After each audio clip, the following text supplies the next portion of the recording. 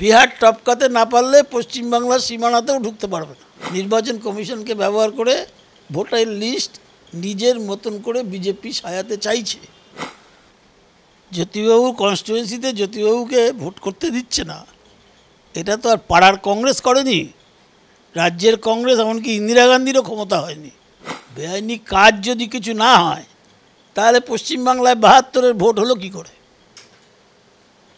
ওটা তো election commission করেছে, ফর্মালি ইলেকশন কমিশন স্ট্যাম্প মেরেছে, আর পাড়ায় কংগ্রেসের লোকেরা যা যা করেছে এগুলো তো এখন সবাই জানে। এসআইআর হলে পরে এখন ওরা মনে করছে বেশি পাবে, উল্টো ব্যাকফায়ার হয়ে যেতে পারে, এটা কমে যেতে পারে আরও। এগুলো কোনো কাজের কথা নয়। আসল কথা হচ্ছে গত ৫ বছরে পশ্চিমবাংলা হোক, বিহার হোক, দেশের ভোট হলে দেশের প্রশ্ন আসবে, মানুষের জন্য কে কী করেছে। তারা ৫,০০০ টাকা বাড়াতে পারে, কিন্তু ৫,০০০ চাকরি বাড়াতে পারে এটা বলতে পারছে না কেন? ২৬-এ বিজেপির পশ্চিমবাংলার সরকারে আসার কোনো সুযোগ নেই। বছর পেরোলেই নির্বাচন, আর নির্বাচনের আগে ভোটার কার্ড সংশোধন নিয়ে কিন্তু জলঘোলা তুঙ্গে উঠেছে। এই নিয়ে আজকে আমরা কথা বলবো। আমাদের সঙ্গে রয়েছেন প্রবীণ নেতা সমীর পর্যন্ত। সমীরদা, যত ভোট আসছে তত এসআইআর নিয়ে অর্থাৎ ভোটার কার্ড সংশোধন নিয়ে কিন্তু জলঘোলা তুঙ্গে উঠছে। এই যারা বিরোধ করছে বা বিরোধীরা, তারা বারবার বলছেন যে নির্বাচন কমিশন কোথাও বিজেপির কথায় চলছে। যারা যারা বিরোধ করছে বা বিরোধিতা করছে, তারা কি কোথাও চাইছেন না যে সঠিকভাবে একটা নির্বাচনী তালিকা আসুক, যেটা সঠিকভাবে ভোট হবে? কোথাও ভুয়ো তালিকা, ডবল এন্ট্রি যার হয়ে গেছে বা মৃত ভোটার, এগুলো বাদ যাবে, সঠিকভাবে হতে চলেছে। এটা কি বিরোধীরা চাইছেন না? এই জন্য কি প্রতিবাদ, নাকি এর মধ্যেও কোনো রাজনীতি খুঁজছেন? আমাদের কনস্টিটিউশন এবং সংসদীয় গণতন্ত্রের ব্যবস্থা যেরকম আছে, তাতে সাধারণভাবে কেন্দ্রীয় সরকারে যারা থাকে তারা নির্বাচন কমিশনকে প্রভাবিত করতে পারে বেশি।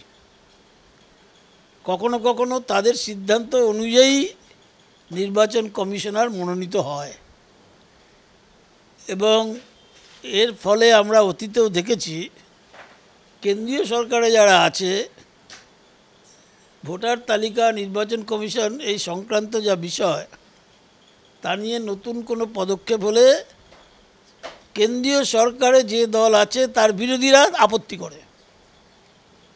কাজে আমার কাছে এটা খুব নতুন নয়, কিন্তু নতুন যেটা, সেটা হচ্ছে এত বিরাট পরিমাণে ভোটার বাদ দেওয়া এক। দ্বিতীয়ত, বিহারের ভোটের আগে এটা কমপ্লিট করার জন্য তাড়াহুড়ো করা, যেটা সামনে দেখা যাচ্ছে না, সেটা হচ্ছে বিজেপির কাছে পশ্চিমবাংলার বিধানসভার ভোটটাও গুরুত্বপূর্ণ।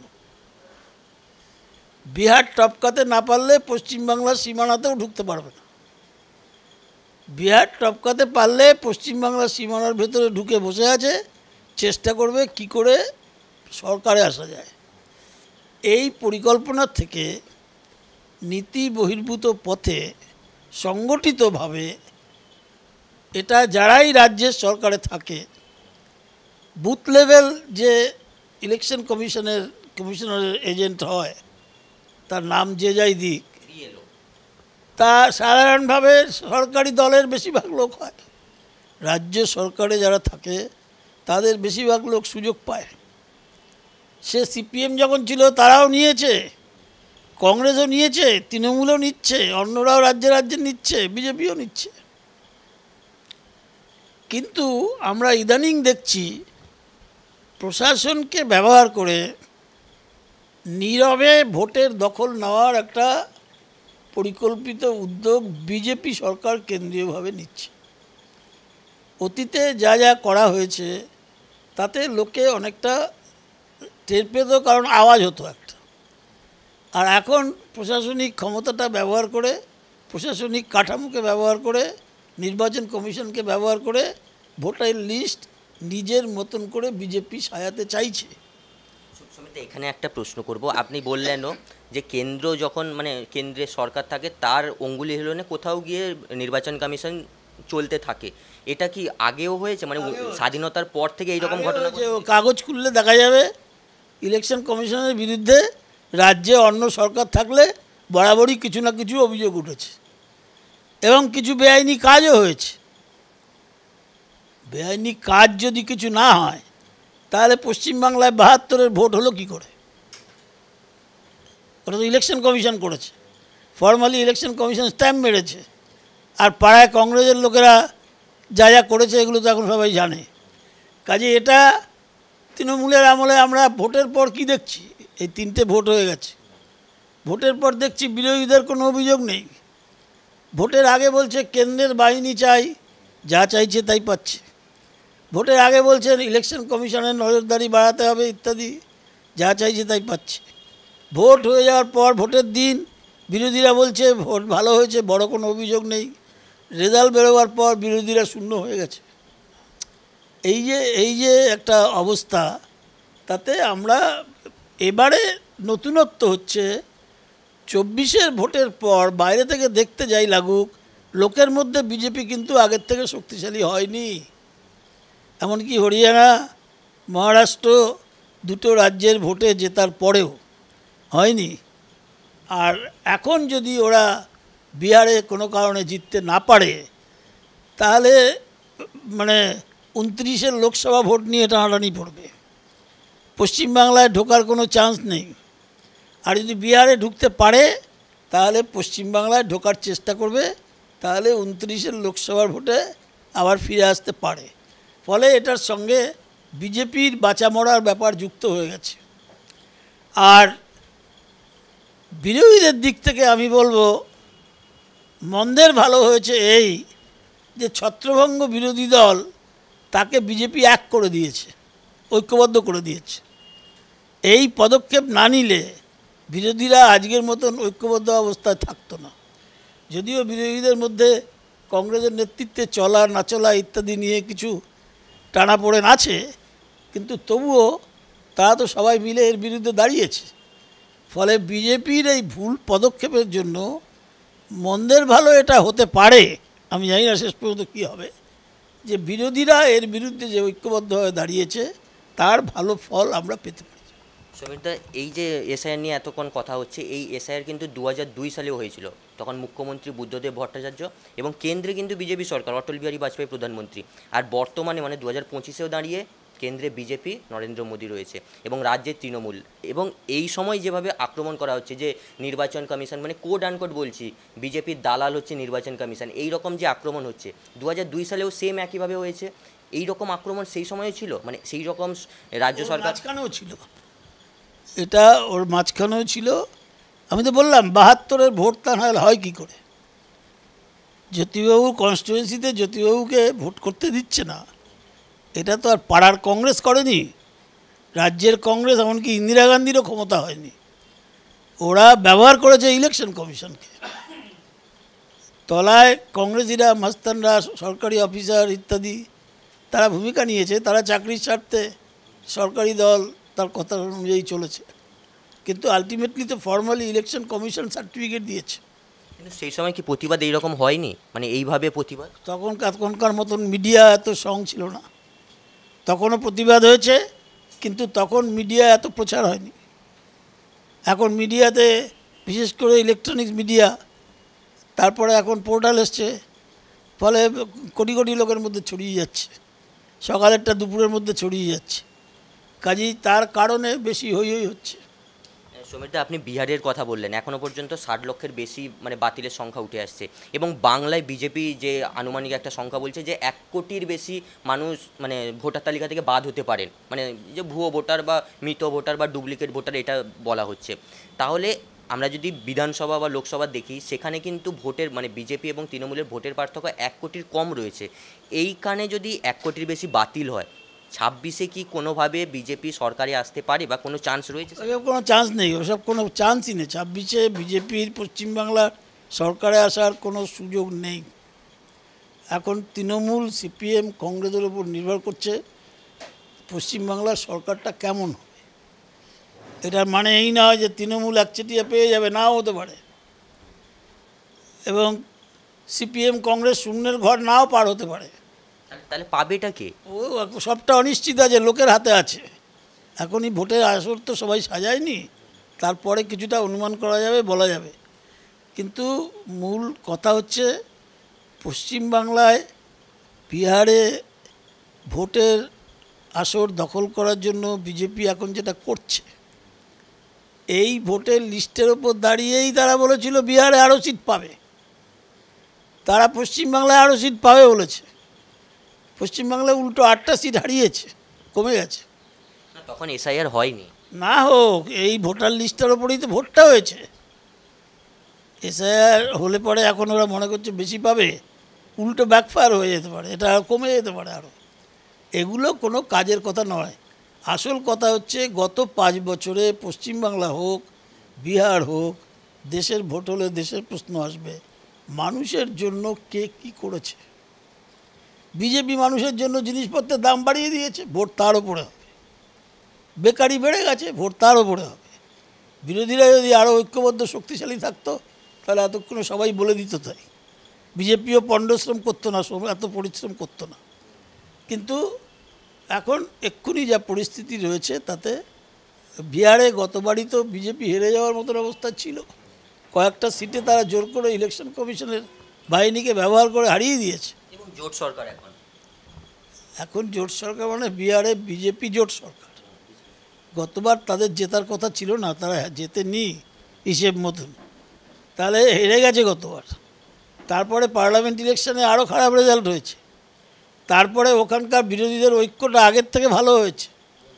আগের বিরোধী ঐক্যটা ভোটের জন্য ছিল, এখন বিরোধী ঐক্যটা গত বছরে কিছুটা ট্রায়াল অ্যান্ড টেস্ট হয়ে গেছে। এবং নতুন একটা দল এসছে, প্রশান্ত কিশোরের নতুন দল এসছে, এটাও কিন্তু এফেক্ট ফেলতে পারে কি? এটা কি করবে, কয়েকটা সিট পেতে পারে আর ওর ক্ষতি করতে পারে, আর বেশি কিছু করতে পারবে না। সুমিতা, এই রাজ্যে আসি, এই এসআইআর নিয়ে যখন কথা হচ্ছে, ভোটার তালিকা নিয়ে কথা হচ্ছে, বিরোধীরা এখন বারবার আক্রমণ করছে যে বেশ কয়েকদিন আগে মুখ্যমন্ত্রী ঘোষণা করেছেন যে পরিযায়ী শ্রমিকদের জন্য এ রাজ্যে যদি ফিরে আসেন 5,000 টাকা করে পাবেন। বিরোধীরা বারবার বলছেন যে কোথাও গিয়ে এসআইআর নিয়ে মুখ্যমন্ত্রী ভয় পাচ্ছেন, যদি 1 কোটির মতো ভোটার তালিকা থেকে বাদ পড়ে সেখানে ভোটার নিয়ে একটু সংশয় থাকতে পারে, তাই জন্য যারা ভোট দিতে আসতেন না পরিযায়ী শ্রমিকরা, তাদেরকে ফিরিয়ে আনার একটা চেষ্টা করছে। এগুলো মাইনর ফ্যাক্টর। একটা অ্যাসেম্বলির মতন ভোটে এগুলো যদি মেজর ফ্যাক্টর হয় তাহলে দেশের ভোটে তার ছাপ পড়ার কথা। দেশের ভোটের সময় তো পরিযায়ী শ্রমিক নিয়ে প্রচার হয়ে গেছে, বিশেষ করে তার আগে করোনা পরিস্থিতি আমরা পার করে এসেছি, তার কারণে আরও বেশি আলোচনা এসছে। কারণ ওই সময় এখানকার শ্রমিক যারা বাইরে ছিল বা বিভিন্ন রাজ্যে যারা অন্য রাজ্যের শ্রমিকরা কাজ করত, তাদের রাজ্যে ফেরত যাওয়া না যাওয়া নিয়ে অনেক ঘটনা, তার ছবি লোকে দেখেছে, খবর লোকে পেয়েছে, লোক মারা গেছে। কিন্তু তারপরেও বিজেপির বিরুদ্ধে লোকে ভোট দিয়েছে। আজকের দিনেও পরিযায়ী শ্রমিক নিয়ে হঠাৎ করে যাদের মাথা ব্যথা হয়, আজকে যদি বিজেপি এই কথাটা বলে তাহলে এই প্রশ্নটা উঠবেই যে কেন্দ্রীয় সরকার কী এমন পলিসি নিয়েছে, সিদ্ধান্ত নিয়েছে যা দিয়ে মানুষ যে যার বাসস্থানের রাজ্যে নিজেরা কর্মসংস্থান পাবে, কাজ পাবে। তার দায়িত্ব রাজ্যকেও নিতে হবে। আমি বলছি এমনকি রাজ্য সরকার তারা 5,000 টাকা বাড়াতে পারে, কিন্তু 5,000 চাকরি বাড়াতে পারে এটা বলতে পারছে না কেন? এটা একটা গুরুত্বপূর্ণ কথা। এটা দুঃখজনক হলেও সত্যি, কেউ বলতে পারছে না যে আমি কর্মসংস্থান বাড়াবো। তাহলে তো লোক এমনিই থাকবে। লোক চলে গেছে, চলে যাওয়া শুরু করেছে বামফ্রন্টের আমল থেকে। সেটা গেছে লোকে, বিশেষ করে গ্রামে কৃষিকাজটা লাভজনক ছিল না। আর গ্রামে কৃষককে প্রথম দিকে যে জমি দেওয়া হয়েছিল সেটা পরে পরিবার বড় হয়ে যাওয়ার জন্য জমি ভাগ হয়ে হয়ে একটা পরিবার পিছু জমির পরিমাণ অনেক কম হয়ে গেছে। তা দিয়ে একটা পরিবারের ভরণ পোষণ হয় না। সেই অবস্থাতে গ্রামীণ খেটে খাওয়া মানুষ, বেশিরভাগ কৃষিজীবী মানুষ, তারা অন্য জায়গায় কর্মসংস্থানে চলে গেছে। তাহলে এটা কোনো পার্টি যারা সরকার চালিয়েছে তারা অনেক কথা বলছে, কিন্তু তারা এমন কিছু কেন করতে পারেনি যাতে আমার রাজ্যের লোক অন্য জায়গায় যাবে না। এখানকার অসংগঠিত ক্ষেত্রের শ্রমিক মানে রাজমিস্ত্রি যায়, সোনার দোকানের কর্মচারী যায়, হোটেল রেস্টুরেন্টে বিভিন্ন জায়গায় আমরা গেলে দেখি সব বাঙালি ভর্তি। তাহলে এই যে নানান জায়গায় এরা কাজ করতে যায়, কৃষি কাজ করতে যায়। আমি দেখেছি কেরালায় কৃষক বাঙালি, ওখানকার কৃষক আরব দেশে চলে গেছে, বেশি মাইনে পায়। এখানে সে নিজে পশ্চিমবাংলার লোক দিয়ে চাষ করাচ্ছে। তো এই যে রাজ্য ছেড়ে লোক তো শখ করে যায়নি, রাজ্যে কর্মসংস্থানের সুযোগ কমে গেছে। তো এই যেখানে যেখানে এটা হয়েছে, যেখান থেকে এই লোক বাইরে বেশি গেছে, সেখানে কেন কর্মসংস্থান বাড়ানো যাচ্ছে না, এটার ভালো উত্তর দিতে না পারলে কিছু ফল ভোগ করতে হবেই। কিন্তু বিরোধী দলগুলোর যা পরিস্থিতি আছে, তাতে এক কথায় বলে দেওয়া যাবে না যে ওই ফলটা বিজেপি নিয়ে চলে যাবে, ওই ফলটা সিপিএম আর কংগ্রেস নিয়ে চলে যাবে। এটার একটা গোলানো অবস্থা আমাদের রাজ্যের রাজনীতিতে আছে।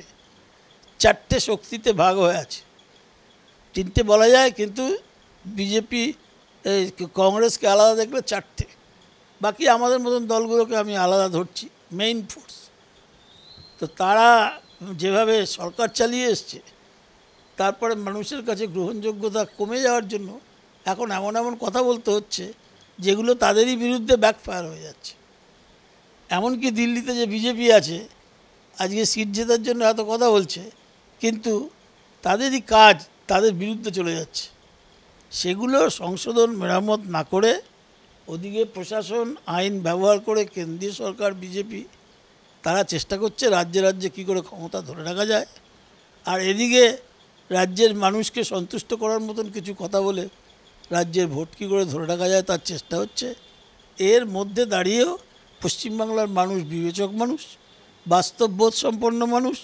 আজকের দিনে দেশে এবং রাজ্যে যে পরিস্থিতি আছে, চেহারা আছে, তাকে বিবেচনায় রেখে উপযুক্ত শক্তিকে পরাস্ত করে উপযুক্ত শক্তিকে জয়ী করবে।